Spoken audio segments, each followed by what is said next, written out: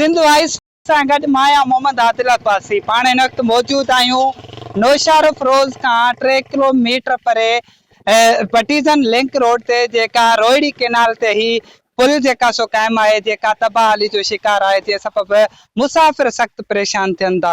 MNA अने MP sir Mumtaz चांडिवा बेन साहब अची पुल जी हालत सन हिते वॾो हादसो थियण वारो आहे ऐं थींदो बि छो सफ़ा पुल हालत ख़तम आहे पुल जी।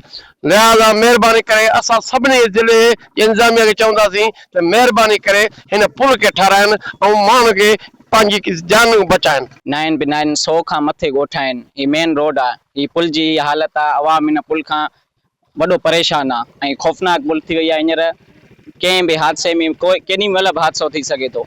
ये पुल अहिड़ा हालात थी विया आहिनि। जेकी पुराणी पुल ई केतिरे टाइम खां हली पियो आहे त हली पई वरी जेकॾहिं हीअ नई तयारु कयूं त हुन में करप्शन जी वर चढ़ी वई त हुनजे करे हीअ न हली हुन में नक्स मटीरियल मिलियो करप्शन थी वई टायर गाॾियुनि जा फाटी पिया आहिनि सैकड़ो मोटर वारा वीचारा थी किरनि था माना तमामु तकलीफ़ आहे। असां आहियूं परेशान हाणे छा कयूं एॾा एॾा टन पिया अॼु ॾिसो गाॾी वारो की थो वञे छा करे वीचारो जेतिरो थी सघे त जल्दी हिन में करे वञो त माण्हू साईं ॾिसो था परियां ब्रांच वारो कोन गाॾी वारा पंचर थी था वरी नुक़सानु थियो साईं।